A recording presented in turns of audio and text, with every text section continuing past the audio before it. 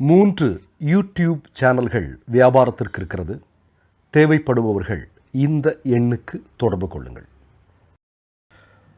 வணக்கம். அமித்ஷா ஒரு மிக முக்கியமான அறிவிப்பை வெளியிட்டிருக்கிறார். அதை கேட்டதுமே ஆர்எஸ்எஸ் மிகப்பெரிய அதிர்ச்சியில் இருக்கு. மோடி தலையில் கை வச்சுட்டு புலம்பிட்டு இருக்கிறார்னு நினைக்கிறேன். என்ன தெரியுமா அந்த அறிவிப்பு? அதாவது மாட்டுத்தோல், எலும்புகள் இவற்றினுடைய பயன்பாட்டை அதிகரிக்கவும், மாட்டு சாணத்தை மட்டுமல்ல, மாடுகளின் தோல் மற்றும் எலும்புகளை பதப்படுத்தி பயன்படுத்துவதை அதிகரிக்க வேண்டும். அவற்றை முறைப்படுத்தப்படாத வணிகர்கள் விற்பதற்கு பதிலாக கூட்டுறவு சங்கங்கள் அவற்றை பதப்படுத்தி காலணி தயாரிக்கும் நிறுவனங்களுக்கு நேரடியாக விற்றால் அதன் மூலம் விவசாயிகளுக்கு நல்ல லாபம் கிடைக்கும். இதுதான் அமித்ஷா சொல்லியிருக்கிறார். இப்போ நான் ஏன் சொல்கிறேன் அப்படின்னா, இப்போ ஆர்எஸ்எஸ் ஒரு அமைப்பை உருவாக்கி வச்சுருக்கிறானுங்க. அந்த அமைப்பினுடைய பேர் கோ ரக்ஷா. அவங்களுடைய வேலை என்ன அப்படிங்கிறது உங்களுக்கு தெரியும். அதாவது மாட்டிறைச்சி சாப்பிட்டான் அப்படிங்கிறதுக்காக அடித்து அவனை கொலை பண்ணுறது. அது மாதிரி மாட்டு வியாபாரம் செஞ்சால் மாட்டை கடத்துறான் அப்படிங்கிற பேரில் அவனுங்களை கொலை பண்ணுறது. குறிப்பாக நீங்கள் பார்த்தீங்க அப்படின்னா, பாஜக ஆட்சி பொறுப்பிற்கு வந்ததற்கு பிறகு இந்தியாவில் இருக்கக்கூடிய தலித்துகள், சிறுபான்மை சமூகத்தை சார்ந்த மக்கள் எல்லாம் இந்த மாட்டினுடைய பெயரில் எத்தனை பேர் கொல்லப்பட்டிருக்கிறார்கள் அப்படிங்கிறதுனோட ஒரு நீண்ட பட்டியலை நமக்கு கிட்ட இருக்குது. இதை பூரா முன்னின்று நடத்தக்கூடியது யார் அப்படின்னா, இந்த கோரக்ஷா அப்படின்னு சொல்லக்கூடிய ஒரு அமைப்பு தான். இப்போ இவனுங்க இனிப்போ என்ன சொல்ல போகிறானுங்க அப்படின்னு இந்திய மக்கள் ஆவலாக காத்துட்ருக்கிறானுங்க. ஏன்னா அமித்ஷா இப்படி சொல்லிட்டாரு. இப்போ இவனுங்களுக்கு இனி வேலை இல்லைன்னா இப்போ மோடி ஆட்சியில் யாருக்குமே தான் வேலை இல்லை. இப்போ இவனுங்களுக்கு ஒரு வேலையை ஆர்எஸ்எஸ் கொடுத்துருந்தது. இப்போ அந்த வேலையும் பறிச்சிட்டா இவனுங்க என்ன பண்ணுவானுங்க அப்படின்னு எல்லாரும் எதிர்பார்த்துட்ருக்காங்க. இப்போ இந்த நேரத்தில் சில செய்திகளை கூடுதலாக சொல்ல வேண்டியிருக்கு. உங்களுக்கெல்லாம் நல்லா தெரியும், சுவாமி விவேகானந்தர் என்ன சொல்லியிருக்கிறார்? விவேகானந்தர் சொல்லியிருக்கிறார், மாட்டிறைச்சி சாப்பிடாதவன் இந்துக்களே இல்லை அப்படின்னு சொல்லியிருக்கிறாரா இல்லையா? சொல்லியிருக்கிறார். அதே மாதிரி உங்களுக்கு இன்னொரு செய்தியை சொல்கிறேன் நான். அமித்ஷாவினுடைய குரு, அமித்ஷா எப்போது பேசினாலும் ரொம்ப பின்னாடி ஒரு புகைப்படம் தெரியும் உங்களுக்கு, சவர்கர் இல்லையா? சவர்கர் யார் அப்படிங்கிறதெல்லாம் நமக்கு தெரியும். அமித்ஷாவினுடைய குருன்னு வச்சுங்களேன். இந்த சவர்கர் மாமிச உணவை, அசைவ உணவை விரும்பி சாப்பிட்டவர். யாராவது மறக்க முடியுமா? அவருக்கு கடவுள் நம்பிக்கை வேற இல்லை. அவருடைய மகளுடைய இறுதிச் சடங்கில் எந்த விதமான அவருடைய நம்பிக்கையின்படி எந்த விதமான சடங்குகளும் செய்யலை அப்படிங்கிறதெல்லாம் நம்ம படிச்சிருக்கிறோம். அப்படிப்பட்டவர் தான் அவர்.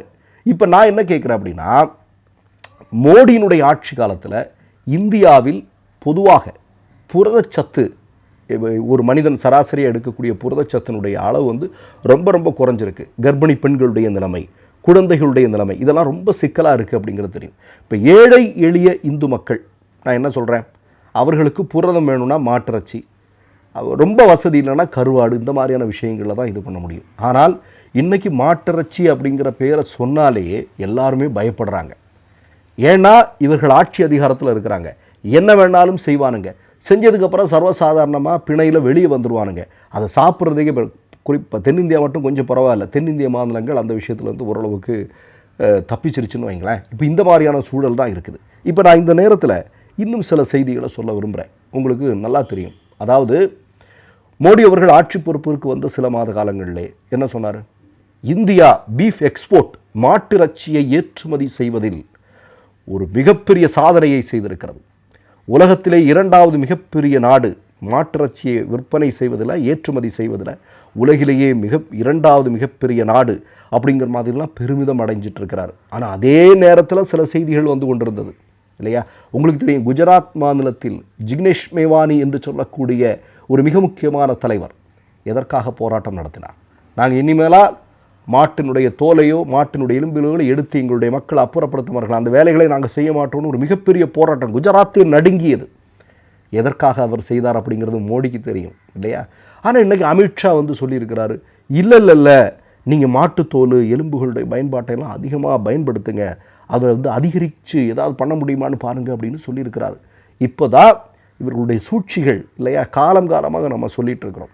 இவர்கள் தங்களுடைய அரசியலுக்காக இந்த விஷயத்தை பயன்படுத்தி கொண்டிருக்கிறார்கள் அப்படிங்கிறது எல்லாருக்குமே தெரியும். இன்றைக்கு உங்களுக்கெல்லாம் தெரியும், இந்தியாவில் மாட்டிறைச்சி ஏற்றுமதி செய்யக்கூடிய நிறுவனங்களில் பெரும்பாலான நிறுவனங்களை யார் நடத்துகிறாங்க? ஆனால் அந்த நிறுவனங்களுடைய பெயர்கள் எல்லாமே முஸ்லீம்களுடைய பெயர்கள் இருக்கும்.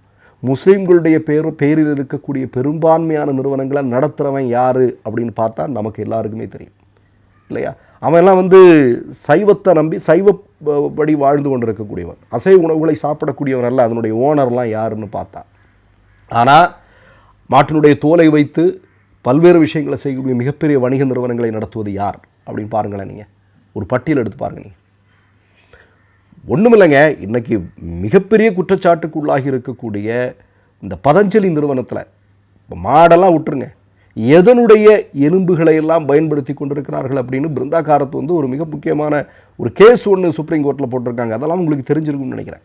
இப்போ வியாபாரம்னு வந்துருச்சா, பணம் நமக்கு வருது அப்படின்னா என்ன வேணுமானாலும் செய்வார்கள் அப்படிங்கிறதான் இவர்களுடைய செயல்பாடு அப்படிங்கிறது இந்த நேரத்தில் நம்ம பார்க்க வேண்டியிருக்கிறது. இப்போ நமக்கு ஒரே கவலை என்னென்னா, எனக்கு ஒரே கவலை, இந்த கோரக்ஷா அப்படிங்கிற இந்த ஆர்எஸ்எஸ் உருவாக்கி வைத்திருக்கக்கூடிய ஒரு அமைப்பு, இவனுங்க இனி என்ன செய்ய போகிறாங்க, அதான் எனக்கு ஒரே கவலையாக இருக்குது.